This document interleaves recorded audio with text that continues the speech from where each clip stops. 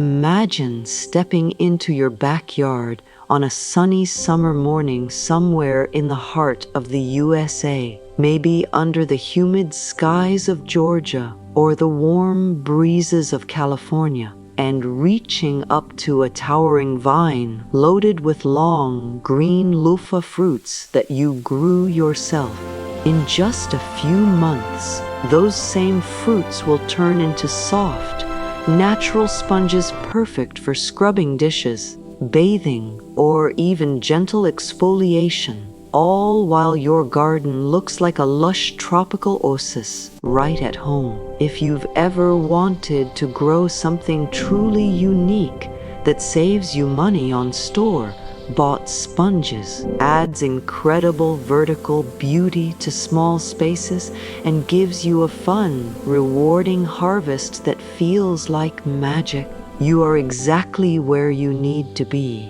Today, we're walking through every single step to grow Luffa successfully from seed to sponge, even if you're a complete beginner whose thumbs have barely touched soil before.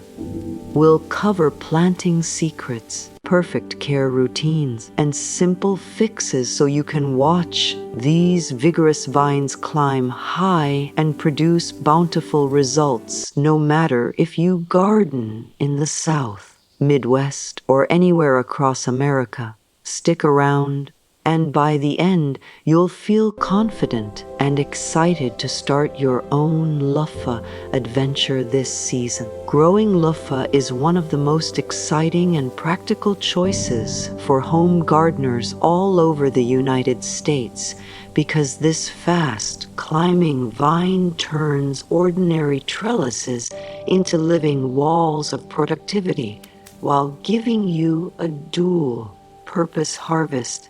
Young fruits for eating like squash and mature ones for those famous natural sponges. Unlike many vegetables that stay low to the ground, Luffa vines can stretch 20 to 30 feet in a single season, making them ideal space savers for tight urban yards in cities like Chicago, sunny patios in Arizona, or even container setups on balconies in Florida. These plants love the long, warm American summers and actually improve your soil as they grow.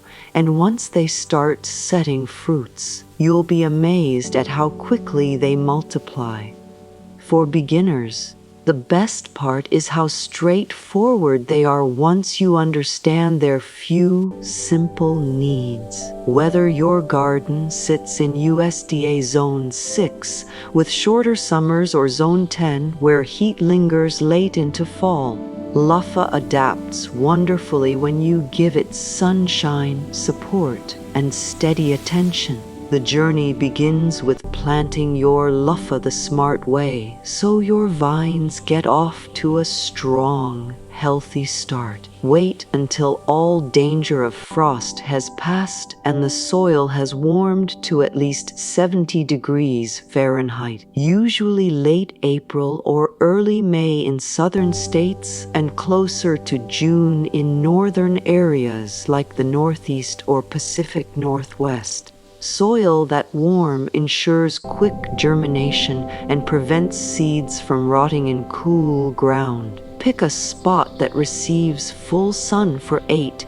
to 10 hours daily, because Luffa is a true sun lover that needs every ray to fuel its rapid climbing and heavy fruit production. In the intense heat of Texas or the Southwest, a little afternoon shade can protect fruits from scorching, but overall brighter light means bigger yields.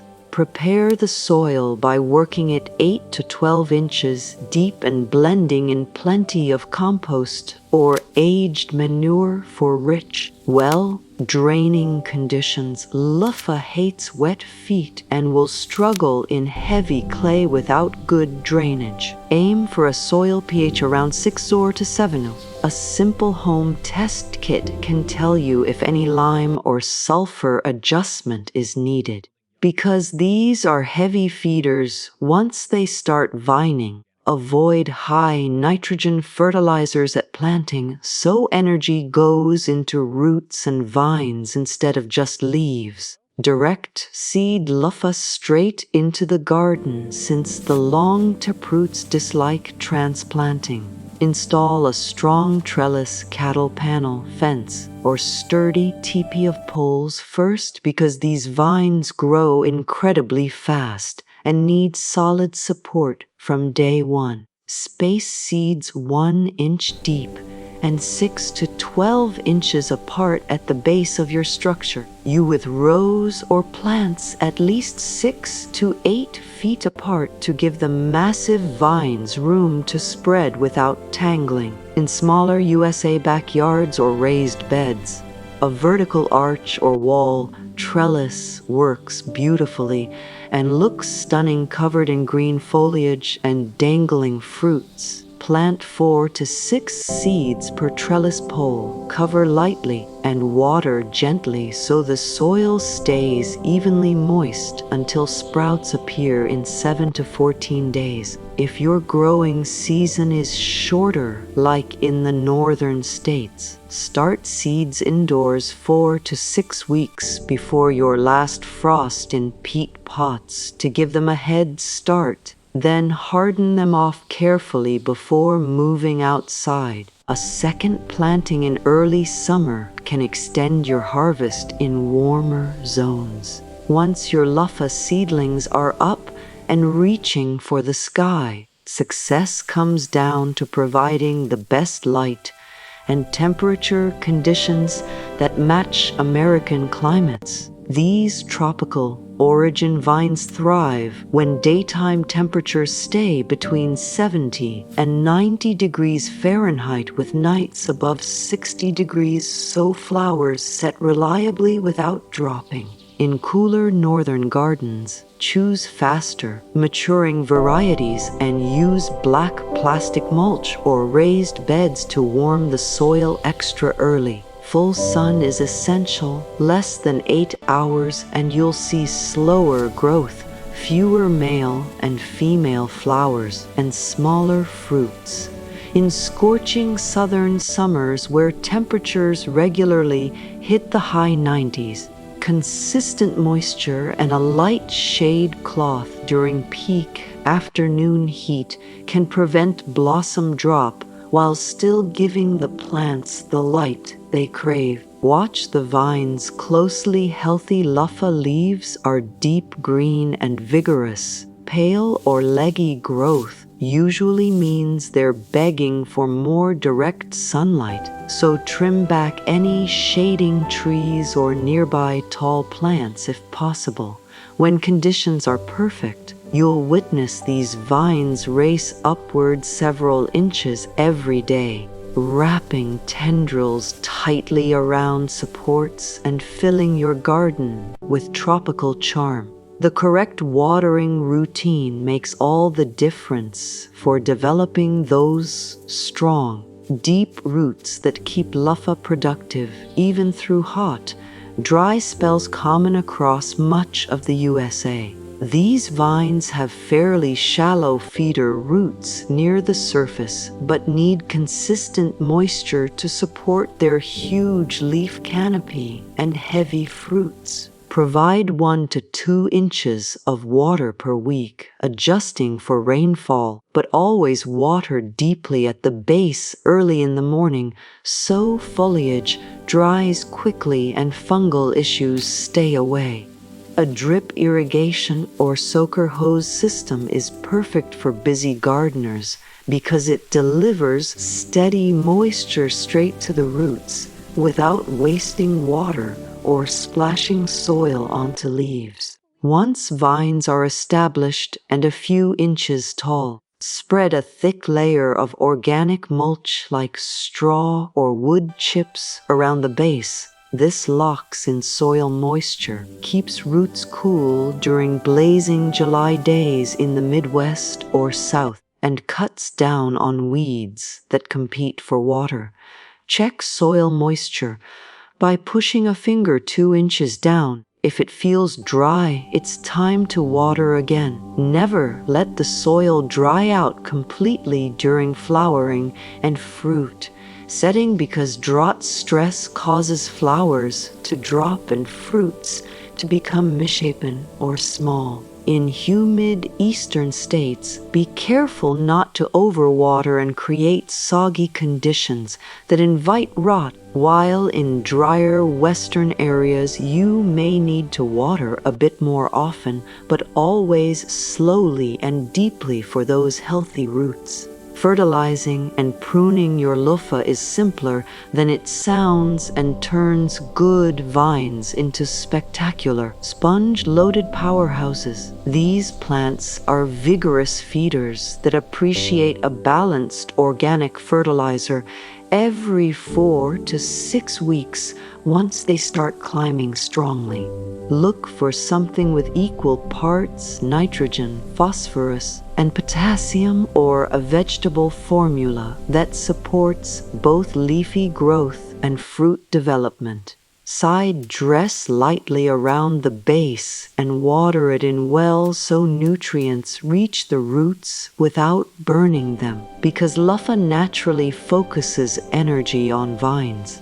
A mid-season compost tea or fish emulsion boost encourages more female flowers and bigger fruits. Pruning is mostly about gentle guidance and airflow. Train wandering tendrils onto the trellis early so they don't sprawl across the ground or break in wind, which is especially helpful in gusty plains or coastal gardens.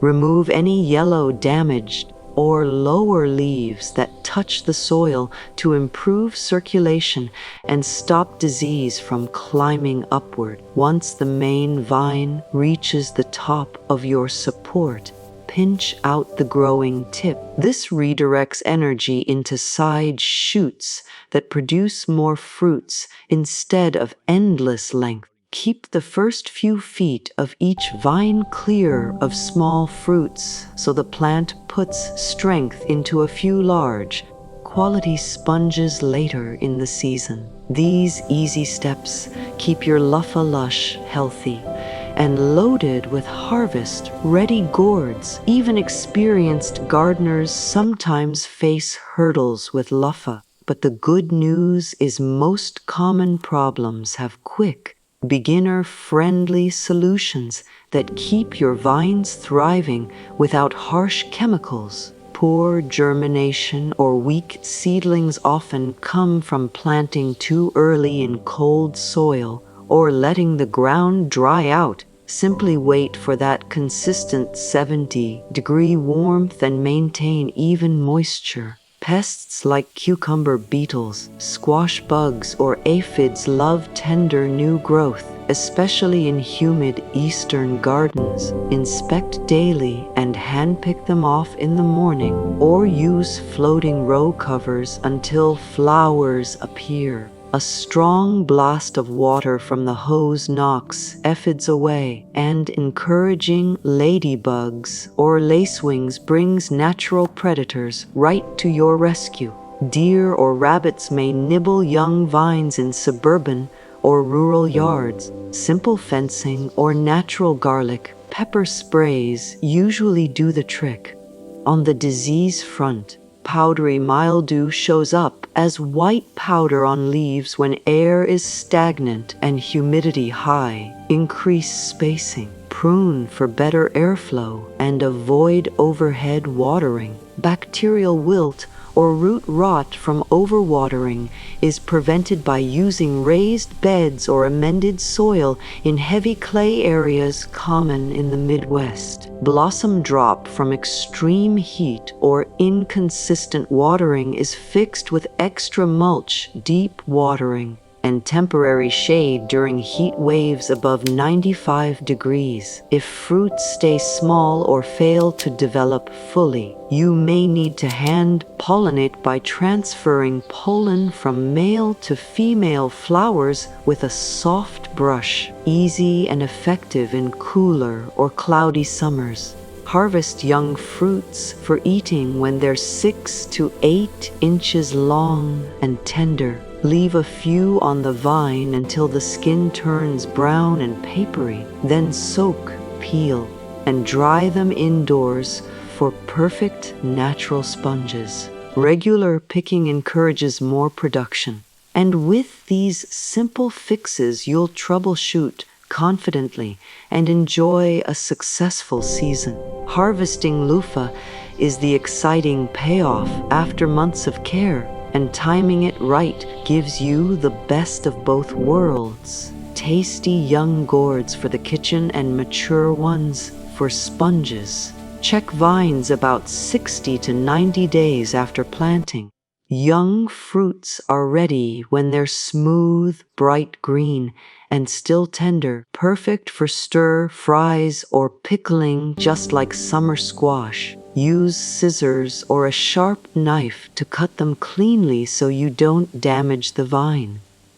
For sponge production, let selected fruits grow large and heavy until the outer skin turns yellowish-brown and feels loose. Usually late summer or early fall. Bring them inside, soak in warm water for a few days to soften the skin. Peel it off, shake out the seeds, and rinse the fibrous interior thoroughly. Lay the cleaned sponges in a sunny spot or use a fan to dry completely before storing. In longer southern or western growing seasons, you can keep harvesting right up until frost threatens. At season's end, cut the vines at soil level and leave the roots in place. They'll continue adding organic matter and nutrients back to your garden soil for next year. Your Luffa garden is now ready to reward you with beauty, food, and those wonderful homemade sponges that make every shower or dishwashing moment feel special and eco-friendly. Now it's your turn. Head to your local garden center or order seeds online suited to your USDA zone. Set up that trellis this weekend and start growing your own Luffa vines. You'll save money, reduce plastic waste, and feel proud every single time you use something you grew from a tiny seed. The best time to begin is right now, right in your own American backyard. If you love learning about seasonal flowering plants, gardening tips, and nature care, don't forget to like, share, and subscribe to Nature Nurture Hub, your home for year-round garden inspiration. Let's keep growing together.